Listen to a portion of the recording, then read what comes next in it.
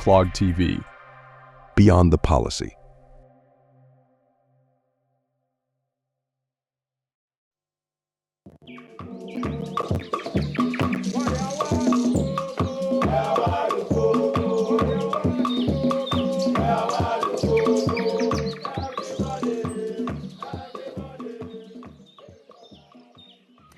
You are welcome back to the KOKO Digest Morning Show. If you are just tuning in, it is time for the main discussion, and you are reminded to please send in your comments, suggestions, and questions on our live stream on Facebook and YouTube, as well as our WhatsApp number.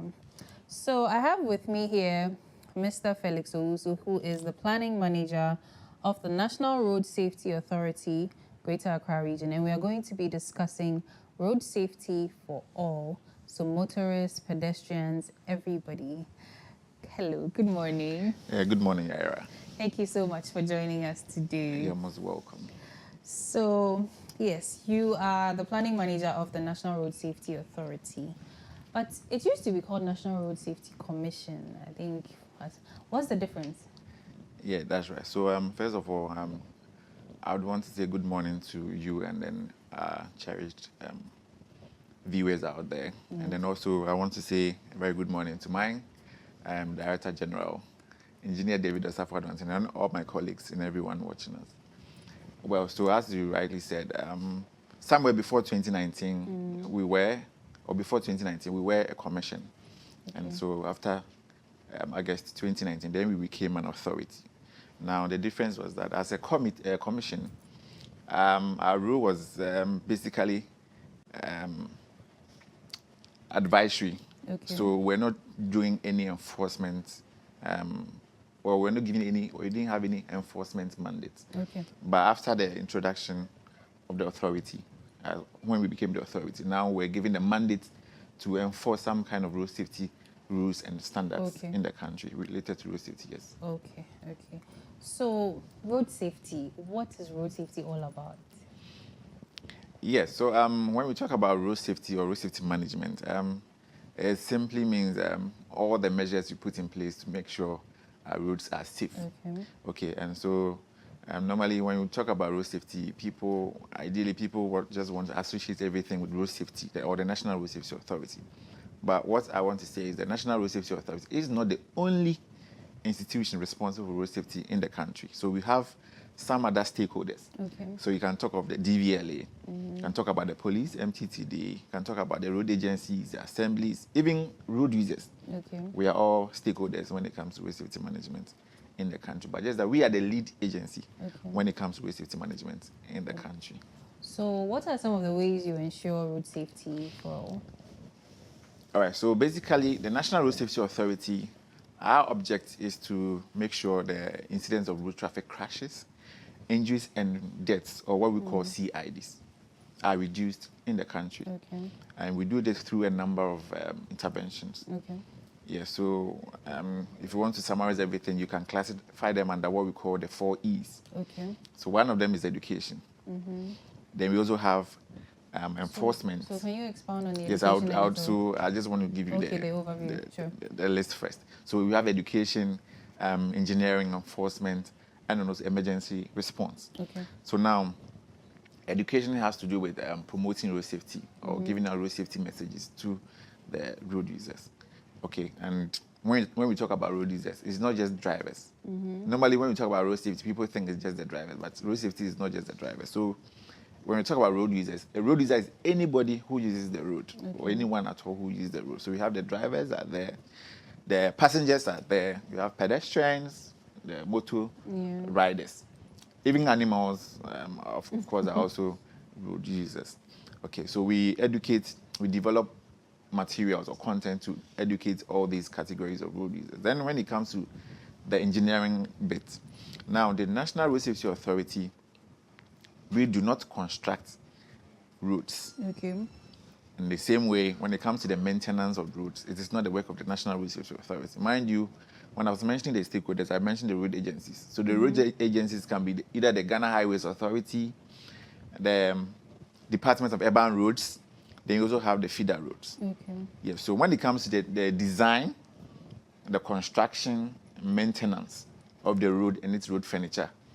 So it is the road agencies, they are responsible for doing all that. But the National Road Safety Authority, we also have inspectors who periodically go on the road to do some form of inspections. Okay. So when they find anything wrong on the road or any defect, then we report to whoever is responsible, depending on where we find the problem. So quick question on that. If the authorities go and inspect, don't they have any means of rather collaborating when the designs are being made to be able to supervise and then make the checks there before it's constructed? Yeah, so with this, I was talking about existing routes. Okay. So now, in the new regulation, the National Road Safety, there's a new regulation, National Road Safety Authority Regulation 2022, now, which empowers the authority that even before any road construction work begins, now the road agency will submit their drawings to the National Road Safety Authority. And so during even the construction phase, we are with them. We go on the monitoring together to identify some defects so that it's corrected even before the road is commissioned.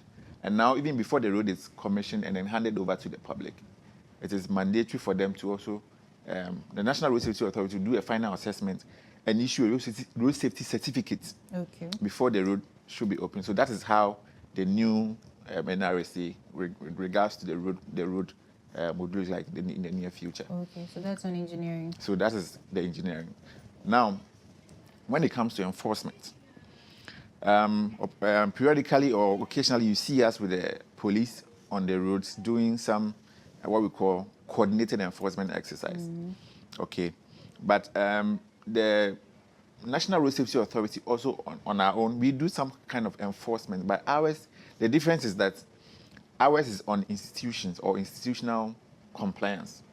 So the National Road Safety Authority do not deal with individuals. The National Road Safety Authority do not deal with individuals, but institutions. Okay. So that is a clear difference between the MTTD and the National Road Safety. So the MTTD, that's the police. They are there to also ensure that road users obey with all the road traffic regulations and rules on the road. So when we are on the road, that's why you see the police, those with white, those who wear the white and black, that's the MTTD. So they are responsible for making sure road users, obey all the road traffic. And if you don't, and you flout any of the rules and you are caught, then you are apprehended, sent to court, and either pay a fine or in prison or both. Okay. So that is it with the enforcement. And then, so let me even explain the enforcement better. So let's say the transport operator, for instance. So let's say we are using GPRTU as an example. Now, the National Road Safety Authority is saying that. Now, if GPRTU, since ours is institutional compliance, if a member of GPRTU misbehaves on the road, okay, and then we find such a person, we deal with the whole union, okay, and not the individual driver. So that is the difference. So if there's any administrative penalty or sanction, it goes to GPRTU as a body, but not the individual driver. So that is the difference. Okay, then we can also talk about the emergency response. So emergency, even though we are doing education, trying to prevent the crashes from occurring, but in the events where they occur, sometimes we also assist or collaborate with our other stakeholders like the fire service, the ambulance service, to even sometimes transport some of the injured people to their hospitals. And sometimes, unfortunately, we also have to deal with dead bodies. So that is how the National Road Safety Authority achieves its object. That's to reduce the incidence of road traffic crashes. When I say crashes, it just means accidents, injuries, and fatality through this 4 E's that I have mentioned. Okay. Thank you so much. So yes, coming to the CIDs, that's the crashes, injuries, and deaths. Can you give us a small overview of maybe this year from January till now, and maybe compared to last year, if the crashes and injuries and deaths have been more or less? What are the statistics? All right, so thank you very much. Okay, so I think the authority is other agencies or stakeholders, and even road users in general. I think we are doing quite well, I must say, comparing the statistics over the years. Because as at last year, year on year, we realized there were some consistent reductions in the parameters that we look at. So if you would permit me, I would just want to refer from mine and then give you the exact. So as you asked, comparing data from last year and this year. So we are looking at between January and May 2023 and 2024. We are saying that for reported cases, okay, so reported cases, we have seen a reduction of about 133. So so that's in 2023, we reported about 5,742 crashes nationwide. But then in 2024, it's reduced 5,609. So that's just about 2.32% reduction. Now, when it comes to persons injured, the same way, 2023, it was 6,561. And in 2024, it came down a little to 6,333. And that is also about 3.48% reduction. And unfortunately, when it comes to persons killed or those who died, in 2023, 909 people, as at May last year, have died through road traffic crashes. But this year, 2024, from between January and May, we have lost 1,066 people. And that's about 17.27% increase. Yeah, so in terms of our CIDs, we can say that for crashes and injuries, there have been some small reductions, but when it comes to the injuries, the fatalities, they've increased a bit. But then one thing, normally I don't talk about statistics without even mentioning the most vulnerable road users. Those are the pedestrians. Now, again, in 2023, the whole Ghana, 229 people or pedestrians were killed through traffic crashes. But in 2024, 247. So again, it has increased by 18, which is 7.86% of. So it has increased by 7.86%. Now, however, in Greater Accra, because we're in Greater Accra, I think we can zoom into Greater Accra. We also have our reported cases, the injuries, and luckily enough for Greater Accra, we have seen decreases in all the parameters as compared to the same period in 2023. So we can say in terms of Greater Accra, I mean, we are doing well, but the figures are still high, and therefore we still need to work hard to make sure we reduce the figures to the barest minimum. So it's still on the CIDs, which motorist or which group, which group among the pedestrians, motorists, road users, which group is very likely or more likely to be affected by these road accidents? All right, so per the statistics, we can say that pedestrians, especially, let me use Greater Accra again as an example. So Greater Accra, we are saying that between January to May 2024, we've lost as many as 177 people. In Greater Accra, 177 people have lost their lives through road traffic crashes. Now, pedestrians alone account for 73. So when you want to check in terms of percentage, that forms about 41.24%. 41.24%. Now, mind you, we are saying that when we want to talk about road users, we have drivers, we have motor riders, we have pedestrians, passengers. Now, so in Greater Accra, pedestrians alone is accounting for 41.29%, which is almost getting to half of the number. So clearly, you can see that pedestrians in Greater Accra are the most vulnerable. In fact, when you even want to compare nationwide, you see that pedestrians account for a great number of the people who are dying on our roads. And this can be followed by those or motorcycle-related crashes as well, because when it's also talk about the category of vehicles, clearly you can see that the motorcycle-related deaths are also higher than that of the commercial and even private vehicles. So I was just about to ask, for the category of motorists, we have the commercial vehicles, the private ones, and then the motorbikes. So I was going to ask which ones are also recorded the highest in these crashes? Yeah, so in terms of crashes, again, we are using Greater Accra as the case study. In terms of crashes, the private vehicles accounted for 1,869 crashes. And that resulted in 344 injuries and 51 deaths. In terms of the commercial vehicles, we had as many as 974 crashes, 415 injuries, and 66 deaths. Now, motorcycles, 601 crashes, 393 injuries, and then the number of deaths, 60. Yeah, so looking at this year, because for some, the previous years, the motorcycles used to lead when it comes to deaths. But this year, or comparing January to May, we have, per the statistics that we have here, we have seen that now commercial vehicles are leading in terms of the fatalities in Greater Accra. I'm referring to Greater Accra, the data with respect to Greater Accra. And this is followed by the motorcycles. So still you can see that even though the motorcycles are second, but in terms of risk, they are higher.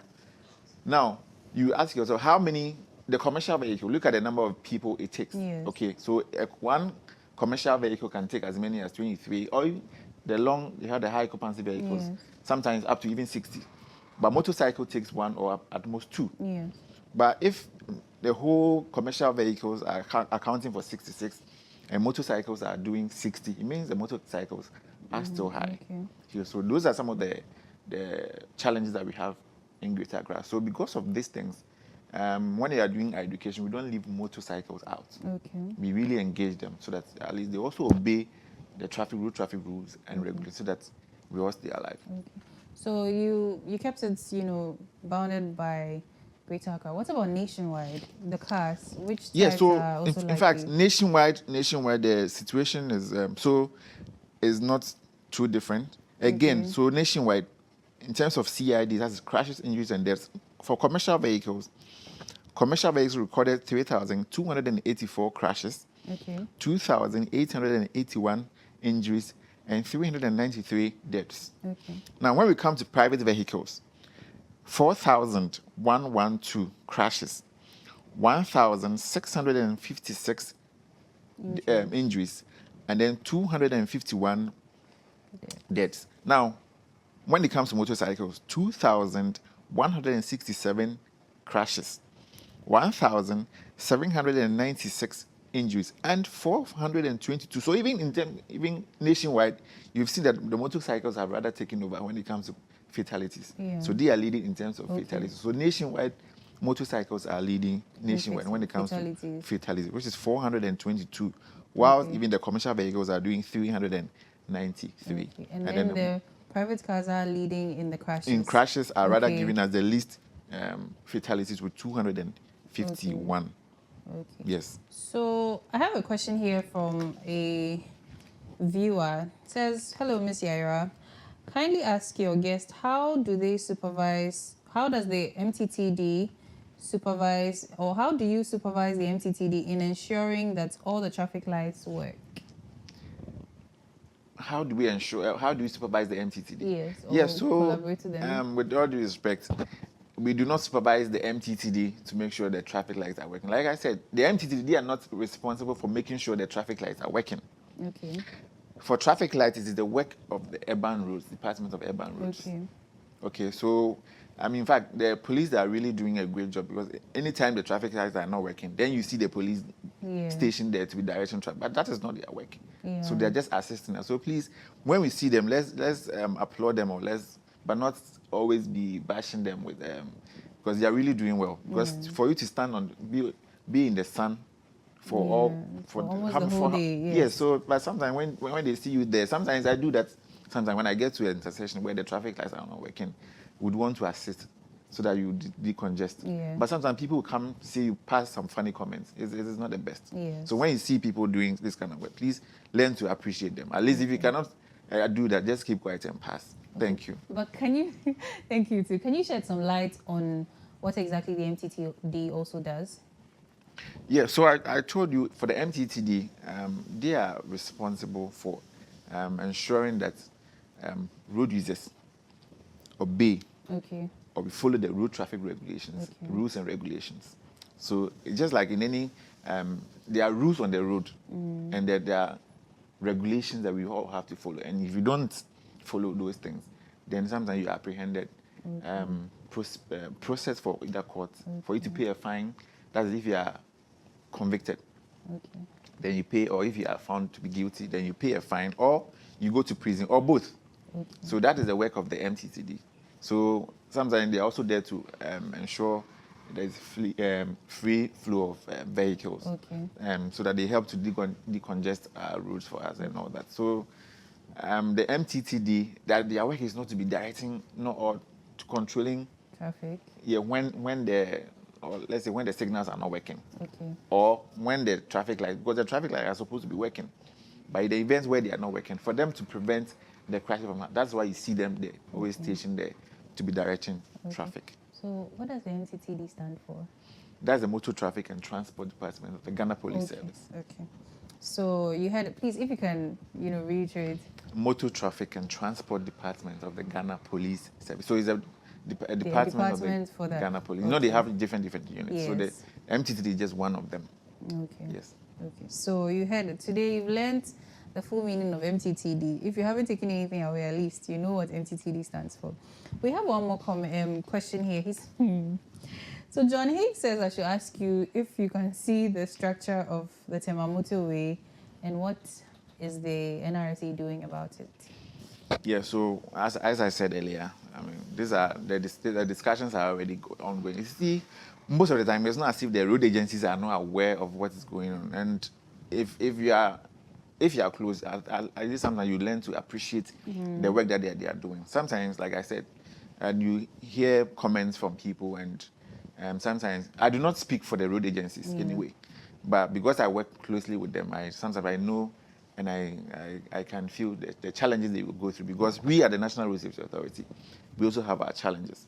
Yes, so most of the time, like I said, they are also aware of the challenges, and we are advocating. So these are things we are also advocating for better roads. Okay, but whilst we are advocating for better roads, then we are also educating our road users. Because in Ghana here, there's unfortunately, you see, where we do not have good roads, you complain a lot. And it's a discomfort to all of us. Okay, it's not the best to drive on bad roads. Sometimes I think the worst it does is maybe the rate at which you visit the mechanic shop is higher, because you have to be changing your shocks and add parts frequently. But now the little research we've done is that as soon as you may have a bad road, but as soon as that road is leveled, now then we create another problem of speeding. Okay, so then you realize that now the number of people who are dying on our roads will be astronomically higher. So with that, the speed bumps are what are usually used to check for that. So if then the road is leveled, why not just also put a speed bump on it so that... Yeah, the speed humps. Yeah, so you see, then again, it is not every road. It's an engineering thing. It is not you see, on the motorway, do you see any speed humps there? Yeah, because it is a motorway. You don't put speed humps on the motorway. Okay, so it depends on the structure or the nature of the road and the engineering. So if we all understand the speed limits and we are obeying, we don't even have to, because mind you, if you have to even install speed humps, it comes at an extra cost. And sometimes the road agencies do not even have that extra cost. So sometimes you see that they construct the roads all right, but because they do not have extra funds to be doing some of these things, then they leave it like that, and then people will be there. But if we as road users, motorists, we understand, on this stretch of road, we are supposed to be doing 30 kilometers per hour, and we are all doing the 30. Do you think there will be a problem? No. But it's because we, as road users, we are indisciplined and we don't also obey the road traffic rules. That is why sometimes we are calling for this. But I understand, as for human nature, when you leave us, we will do whatever we like. So I think some of these things can also come in to help regulate activities. So that is why the police is also there to ensure, because if there's no police, then we'll just get on the road and then be driving with our phones, doing all sorts of things. But the presence of the police is key. And now that even reminds me, now the police is moving away from the manual way of enforcing the road traffic rate. So now there's technology they have introduced at the Traffic Tech GH project. Okay. So that is, they want to use cameras like this to be apprehending motorists for doing the wrong thing. And when you are caught, their ticket will be sent, because the whole system is linked to DVLA. So every vehicle registered is linked with DVLA, has a number there. So once your details are sent to DVLA, we fish out who the owner is. So you'll be there, you receive a text message. It's no more. You have to go and pay a fine. Yeah. Yeah, so that's the new direction that we are going. So before we go on this quick break, let us talk a little about how you educate, the citizens on road safety. All right, so our education, we do the normal, sometimes face-to-face. If it has to go to terminals, we have to go to churches, mosques, the community. Sometimes we for the social media and media platforms. Okay. Yeah, so the National Road Safety Authority does a lot of media education, and they also use the print media as well, of course. Okay, so do you collaborate with maybe some non-governmental organizations, because they tend to also do a lot of community engagement? So there are a number of NGOs related to road safety. So, I mean, I don't know whether with your permission, if I can mention some. Oh. Yeah, so Street Sense organization, for instance, Street Sense is one of them. We have CATS International, and a number of them. Bloomberg, Big RS, they are all there. So they support the work of the National Road Safety, because, like I said, it's huge. The National Road Safety Authority cannot do it all alone. Yes. And so we need all stakeholders on board, including the media, because you also help us a lot. Because whatever we are doing, if the media do not talk about it, nobody gets to know about them. So it is very important you, the media, also help us champion some of these things. Okay. Thank you very much. We are going on a short break. Right after that, when we come back, we'll be talking more about the roads, learning about the types of roads and maybe the speed limits and things like that, and how to navigate them. So stay tuned. Call a friend to come and learn something, and then we'll be right back.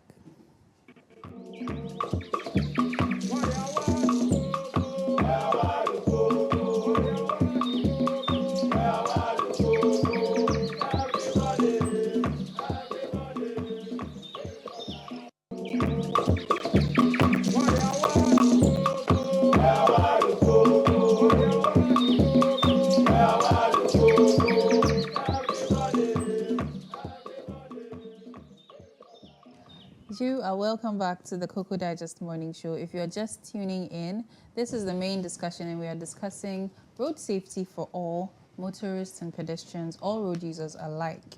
And you are encouraged to send in your questions, suggestions, comments to our Facebook live stream, YouTube live stream, and of course, our WhatsApp numbers that are displayed on your screen.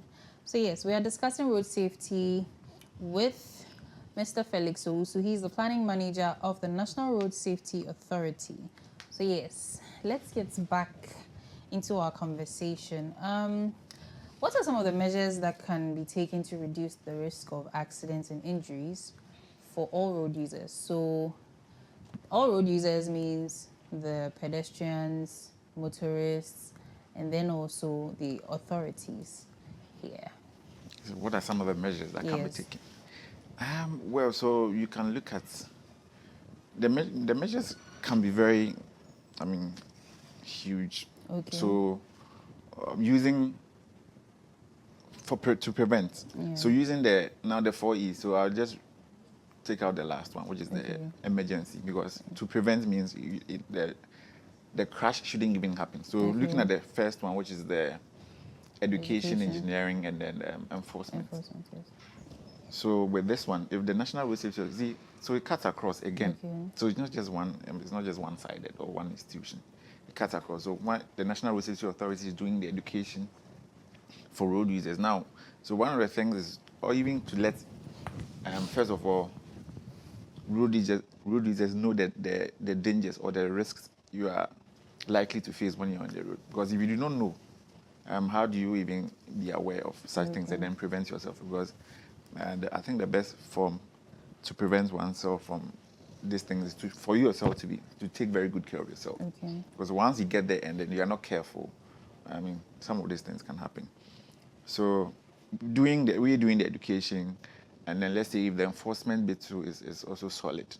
Because education without enforcement, as we say, is just entertainment. For people over and over, I mean, we've said as for the education, it goes almost all the time. Okay. People know, or road users know, you are not supposed to be using your phones whilst the vehicle is in motion, whilst driving. But what do we see on our roads? Yeah. Almost everybody is doing it because, there's nobody to enforce. Or there's nobody, because we have not been spotted by either an enforcement agent, so we think you are free. But these are some of the things we need to. So once the enforcement, because like you mentioned, there are speed limits on all of our roads, but people do not respect those speed limits. So we are all driving, doing higher than the posted speed limits that we have on our road. So then again, because of enforcement. Now, we can also talk about the road itself. And the road and its furniture. So if there are any section of the road is not, or there are defects, we identify those defects early and then provide solutions or fix them in time before those defects leads to a crash. So these are some of the things we can. So from the education-based enforcement, and then the engineering and the design, while the media, of course, when it comes to education, like I said, the media, we cannot take the media out of this education. So all of us, the traditional authorities, religious bodies, everyone, the NGOs, everybody's helping in education, whilst we, the road users ourselves too, we are at least being obedient or disciplined ourselves. Okay. Because in all this, with all the education, if we are still not disciplined, we still come back to square one. Okay. So you mentioned a few, for lack of a better word, misbehaviors that some motorists have or partake in. That is using the phones on the road while the car is in motion. So can you give us a few other, more practices? Yes, that's the right word. All right. So in fact, now when we talk about crashes, yes, okay, or what you call accident, or if you want to talk about the causes of road traffic crashes, okay, there are three main causes of road traffic crashes. One of them, we can talk about the human errors. Okay, human errors. We also have mechanical errors, and then the road itself or bad weather conditions. Okay. So now, when it comes to the human errors, now research has shown that almost between 90 to 94% of all the crashes we see on our roads are as a result of the human errors. Okay. Now, when we say human errors, we don't mean drivers or driver errors. We are saying human errors, and human errors cut across. So always I use myself as an example. Let's use institutional errors. Okay. First of all, so with the National Road Safety Authority, for example, I'm supposed to go out to schools to educate pedestrians on how to safely use the road or cross the road, and I don't go to do my education. So once I don't go, it means the students or pedestrians do not even know how to safely use the road. So they get to the road environment, then they are crossing anyhow, and cars or vehicles are knocking them. So that is on my part. It's a failure on my part. Now, the road agencies, they are supposed to construct the roads and maintain, whether the road line markings, the street lights, in fact, street lights, once the road is constructed and handed over, for some time, it's the assemblies, they take care of this, the street lights. So when the street lights are not functioning, it is the work of the assemblies, the local assemblies, to maintain those ones. The traffic lights, like I said, are the urban roads. It's the responsibility of the urban roads. So if all these things are there and then they are also not fixing them, okay, it can also lead to. So those, as part of the human errors on the part of institutions. Now the police, let me bring them in. They are supposed to make sure motorists or road users obey the road traffic regulations. And when somebody flouts, they apprehend the person, take the person through the right channel for them to be reformed by either paying a fine or going to prison or sometimes even caution notices. But see, let's say if a police officer spots a driver who is driving without a license, or the person is not licensed to drive. Once you are not licensed, you don't have a license. It means you do not have any business driving the vehicle. You do not have any business being on the road as a driver or a motor rider. So what happens if the police officer decides to, let's say, take some small money, which I'm not saying that's what they do, but in case a police officer decides to take money and allow such a driver to go, and within or during the journey, the person do not end the journey, but rather kills. Who caused it? That means the police officer also has a role to play. In the same way, DVLA, like I said, their mandate is to make sure we have quality drivers and vehicles on our roads. Okay. So if someone do not even go through the right training and the person is issued a license, which is a possibility. We hear of such stories that people do not even go to DVLA, meanwhile they get a license. All these people are on the road. Okay, increasing the risks on the road. So these are some of the things that can. Now, when it comes to the individual, the things or the things we do on our roads that could contribute to the crashes, then we can talk about the speeding. Okay. Of course, all the fatal crashes, or if we say a crash, and this is also another thing we should all learn. Once you say a crash is fatal, it means somebody has died. Okay. Sometimes you hear some of the crashes and people say, oh, there's a fatal crash. But I mean, when you go and inquire into it, nobody dies. So you do not classify that crash as fatal. Okay. But we have serious injuries and serious crashes and all that. So please, now, if somebody is speeding, okay, it gives you less time to react when there's in a case of anything. You know, so reduces your braking distance because you need some time to think and then react. But once you are speeding, all those things are reduced. And so most of the crashes that we see on our roads as the result of because they are unable to control the vehicle. And so talking about speed, every road has its own speed limits. Yeah, we will come to that shortly. Now, apart from the speeding, we also have distracted driving. Okay. That's the use of mobile phone, or sometimes you could even just be conversing with the passenger in the vehicle. So you take your eyes off the road and be conversing with them, or even playing or trying to change something on your radio set, or even watching something outside. These are all forms of distraction. Okay. Then some people, the use of alcohol and drugs. Okay, so that's a chemical impairment. Okay. So once you use alcohol and drugs, sometimes it impairs your sense of judgment, and then you'll be driving at 80 thinking you're at 20. Okay, so all these things are part of the human errors. Okay. The other forms, fatigue comes in. Yes. You are tired, driving tired. Okay, some people, poor driving skills and inexperience, all those things count. Now, when we come to the mechanical has to do with everything concerning the vehicle. Okay, so the vehicle, I mean, there are so many things. It can be a failure in the brakes. Yeah. Okay. Or it can be even your lighting system. Sometimes at night, you'll be driving, you see a small light coming. You may think it's a bicycle or a motorbike, but before you get closer, you realize the whole track coming with one light. Yeah. But which is not supposed to be. Okay, and even the law tells us the kind of light we should use, the intensity, the color. Okay. White or yellow. Okay. For the headlamps, it should be either white or yellow. Okay. And it should not be more than 4. Okay.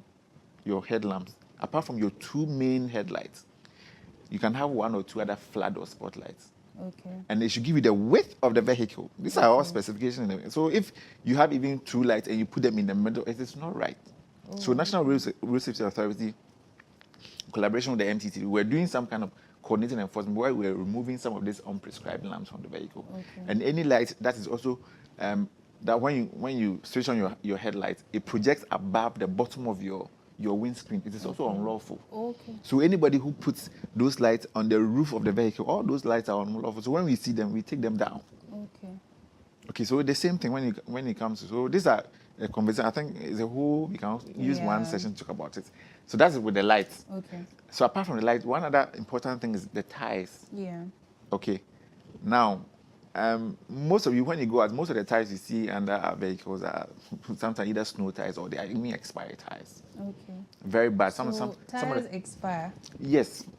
Per our regulations. But I know it is being reviewed. Before it was regulation, I think 64 or so.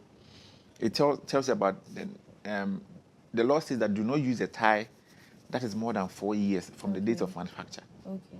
So is it that the material used to manufacture it tends to get compromised after 4 years? Or? Yeah, so in fact, even the 4 years, it's not all the tires. You know, some of they had different brands. Yes. Some of the tires can do more than 4 years. But in Ghana, the general rule was 4 years. Okay. But now it is being reviewed. Okay. It is being. I do not know the number of years they added. Okay. So when I think I'll finish with that. It is being reviewed. Okay. But then what I want us to know is that, yes, so the tires have dates on them, date of manufacture. The dates you see on the tires are date of manufacture, but not the expiry date. Okay. So when you see if you're able to read, it tells you when the tire was manufactured. And so if the law is saying do not use a tie that's more than 4 or 6 years, you add the 6 years. Okay. So if you are going to buy a tie and you check the date and you add the number of years and has already elapsed, you don't buy. Okay. You were asking if the material is that, yes, of course, the tie is made of rubber. Okay. And you and I know, even when you buy your new shoes, you keep it in your room and you don't wear it. So like, let's say you keep it for so long and you don't wear it. So at a point when you pick it up, that new shoe that you bought and you wear, what happens to it? It can fall apart. The same thing. Now the sad part of the whole thing is that most of the ties we use in Ghana here are what we call the home use ties. Okay. And the situation is worse because of how they even store the ties. Okay. Even you having the tie, the rubber in your room, when you bring it out, it gets torn and all that. Now, how they store it, even on the rain, the sun, 24/7, rain is beating it, the sun is hitting it. So the rate at which that even tie deteriorates is faster. Okay. So it's something you don't see with your eye, but inside, within, the cords and everything, they are breaking away. So you may think you bought a new tie. And when so most of the time, or some of the accidents we happen to experience, sometimes tire burst on the motorway because of the way the tire also heats up when it's running on the streets. Of course, the roads are already hot, and the tire is not being good. So the least thing, then the whole thing comes off. So that's for the tire safety education. It's something we are also taking seriously, and we go in depth when we get the opportunity. We have a whole list of presentation and some practicals we do to let the driving or the motoring public know what they are supposed to do before you even purchase a tire or select a tire for. And then the snow tires are not good for our weather here. Okay. Yeah, so most of the tires you see them they are all snow tires. Okay, so what's the difference between the snow tire and then the... Yeah, so it all has to do with the thread, or what people call the teeth of the tire. Most of the time when they are going to buy tires, unfortunately, they want the ones with the very strong or high teeth, as they call it, but it's called thread. Okay, so when you look at the surface, most of the time, the snow tires have very rough surfaces. Okay. But then the tropical ones have some, it's a bit of, it's smooth. Okay. Now the difference is that, in the temperate regions, that's those snow areas, because of the snow, you need a rough surface to be able to drag the tire. Through, But we don't need that here. Now but we also have unfortunately bad roads, no, it's not about bad roads. Our roads are not bad in terms of snow is smooth. Yes. Okay. Okay, so you need a rough surface to be able to drag or walk. But ours is already rough, so you don't need that rough. Yeah, like you see sometimes in the muddy areas when it rains, if your tire is smooth, it's more difficult to come out. Smooth in terms of, I'm just relating it to... Okay, it's not like it is smooth. Okay, no, it also has some kind of thread. Okay. But it is not smooth in comparison. Okay. Yeah, in comparison, this is more like... If unfortunately, I do not have... I have pictures here, but I cannot show you. Okay. Yeah, so now one disadvantage is that using the snow tire is that because of the rough surface, you need more force to be able to drag it. So it consumes a lot of fuel. And also, because it is not designed to withstand too much heat, or to dissipate heat. Yeah. Sometimes when you run at a very high speed and then it heats up, it can also blast. So those are but then the other tropical ones, which is classified either temperature class A or B, is able to withstand heat. So even when you drive or travel at long speeds, it is able to contain the heat so that it do not blast. Okay. Yes. So thank you so much. We have a question here. Please, let us try to employ some diplomacy when we are sending in our questions. I understand that the country is hot, we are frustrated, but let's please be polite. So I will try to filter this question. Please ask him which socials they use to educate, because I don't remember seeing any of their posts on educating people. So yes, you mentioned education and even with the media houses sometimes. So yeah, so I think after Instagram and they are all there, Facebook.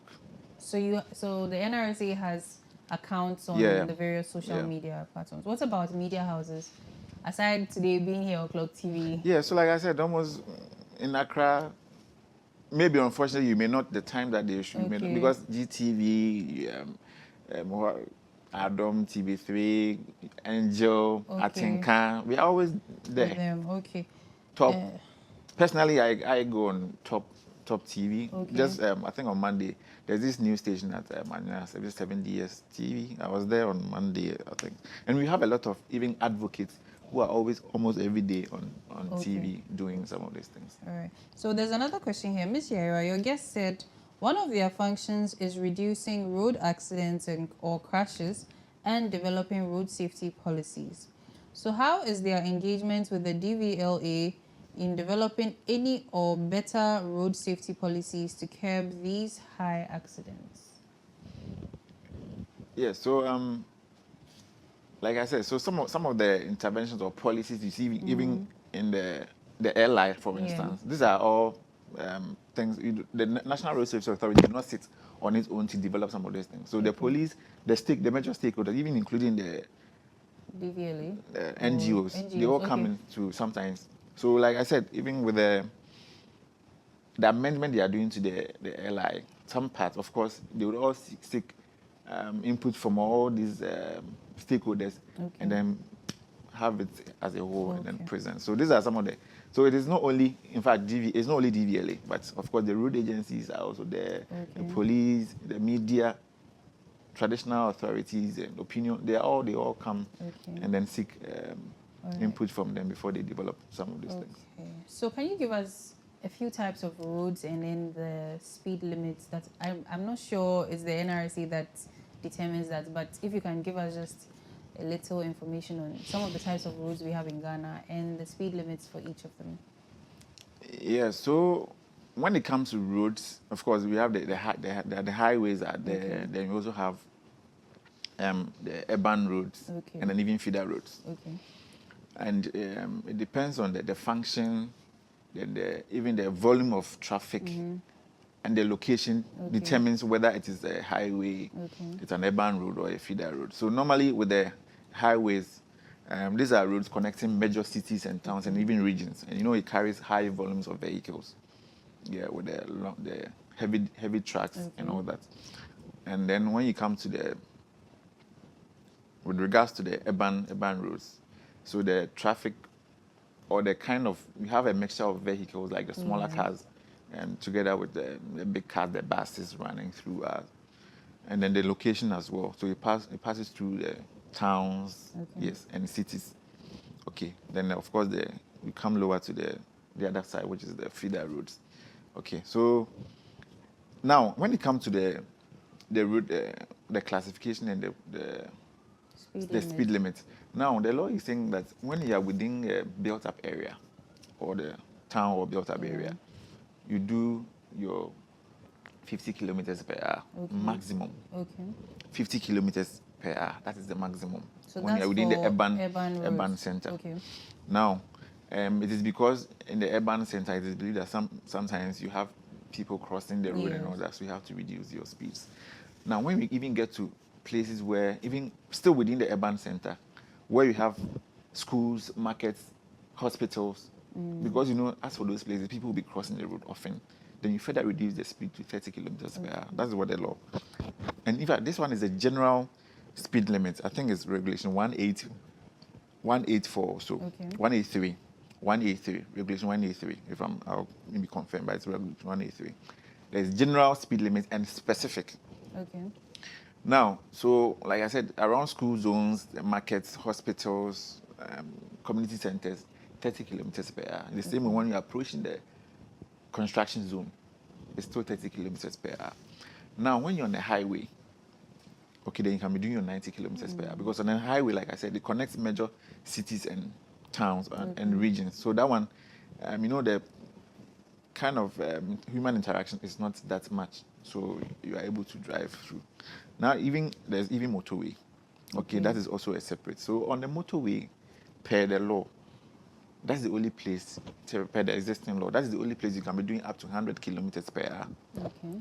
So in Ghana here, it's the motorway that you can do up to 100 kilometers. So any speed beyond 100 kilometers in Ghana here, it is unlawful. Okay. So you can be arrested even on the motorway when you're doing more than 100 kilometers per hour. Okay. But now, you see, even our motorway, it isn't even a motorway anymore. No, because people cross the road here and then. So please, even with that one, we advise that when we get there, even though it is 100, still classified as 100, let's also reduce. Even there's an advocacy for us to even look at reclassify that road to reduce the speed further down. Yeah, so those are some of the conversations. Okay, so like remember I said there's a general speed limit and a specific. Okay. Now, even though the law is saying that on the highway you can be doing 90 and then the motorway 100, the law is further says that there are other, so like buses and let's say those heavy duty trucks. Yes. When they are not loaded, they can do the 80 kilometers on the highway, which is ordinarily 90. Yeah. But if they are loaded with goods, then the maximum they can go is 75 kilometers per hour. The same thing applies to the buses. Okay. Loaded with passengers. Okay. So it means even though on the motorway it is 100, but if you are loaded with passengers, you have to reduce it. So you have to reduce maybe 80 kilometers per hour. You cannot do the 100. Okay. As the law is saying. Yeah. Okay. So my last question before we take your closing remarks, what is the function of the footbridge, or when is it truly needed? When is it? A footbridge, yes. Okay, so the footbridge is one of the, as we've been teaching pedestrians, one of the safe places you can, or in fact, it's the safest place you can cross the road from. Okay. So as a pedestrian, this is one of the educational content that we teach. Yeah.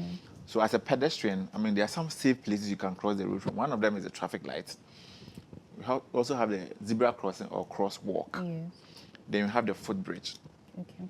But we always tell pedestrians that if you are faced with this or you have this three, always go for the footbridge, because on the footbridge you are rest assured no car will pass there. Yes. Because sometimes even on the zebra crossing when you are crossing the road, some vehicles will still speed and claim they didn't see you. Yes. And sometimes you have to even run back, which is an offense anyway. For a driver to speed, for a pedestrian to walk back, it is an offense. When they see you, they can be arrested.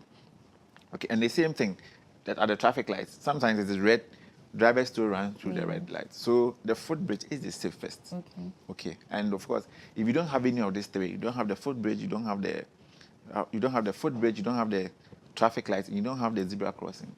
Normally, what we do is we perform what we call the curb drill. Okay. That is looking to your left, your right, and left again. If there's no car coming, then you cross the road. Okay. But you don't run when you're crossing the road. Okay.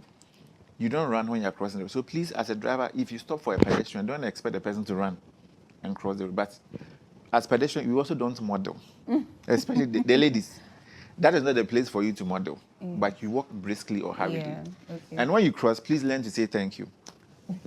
Yes. So, yes, this was supposed to be my last question, but so about the footbridge again, is it, how do I even frame this question? Okay. So are the footbridges put on highways, or they are put on urban roads or feeder roads? Where are they like specifically supposed to be? Yeah, so it depends. Again, it depends on the necessity or the demand. Okay. Well, I don't see I've not seen a footbridge on a feeder road. Okay. But it can happen on a highway. Okay. Or even an urban road. Okay. Yeah. So what about the motorway? Yeah, so because I'm sure, like, so even motorway now, I think that's what people are even advocating for, because whether you like it or not, people are crossing. Yes. And people are getting knocked down almost every day, and so people are advocating that we have. And of course, the motorway. There was earlier conversation that it's being redeveloped. Yes. So I'm sure once it is done, there will be such considerations. Okay. Yeah. Okay. Thank you very much, Mr. Felix. So, what would be your closing remarks to our viewers? All right, so what I want to say from the National Road Safety point of view is that we are saying that once we are all road users, we should know that there are so many risks. And this I keep saying, there are so many risks on our roads, especially in Ghana here. Okay, what are some of the risks? Like I mentioned, some of the drivers or riders who are on our roads are not qualified to be there. Yeah. That is one. The vehicles we are driving, some of the vehicles are not safe. The roads themselves are also not safe. We have a lot of broken down and abandoned vehicles without placing any advanced warning device on the roads. We have pedestrians who do not even know how to use the road, whether how to cross the road or even how to use the road. And you have hawkers on the road. Now beggars, yes. Animals crossing, a lot of madmen, potholes, a lot.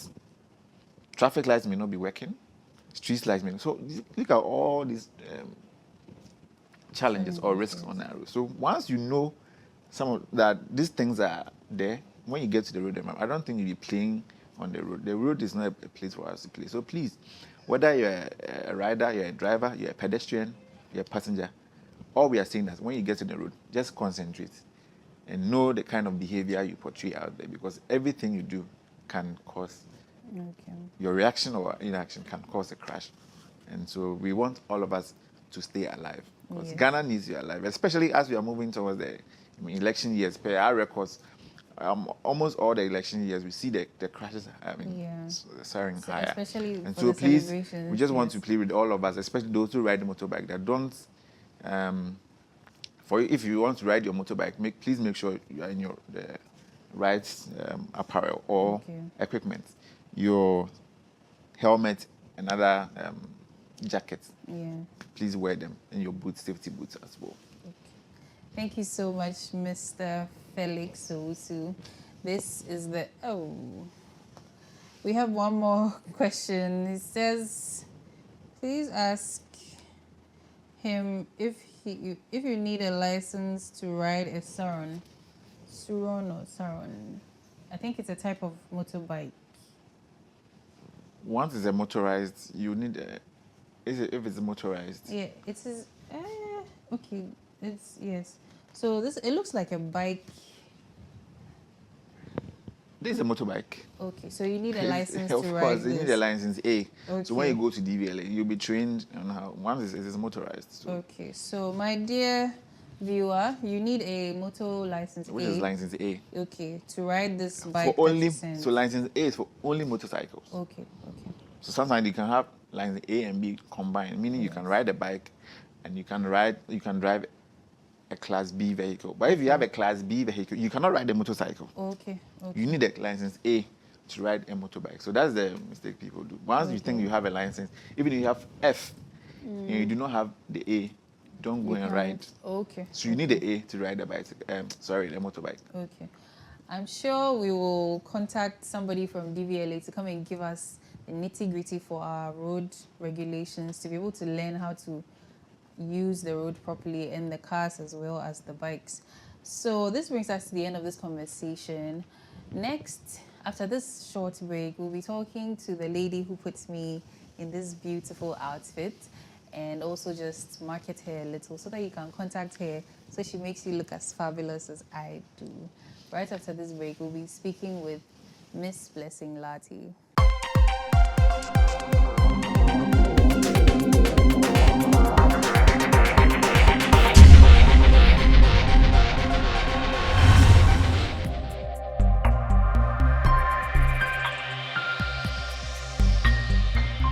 Clog TV. Beyond the policy.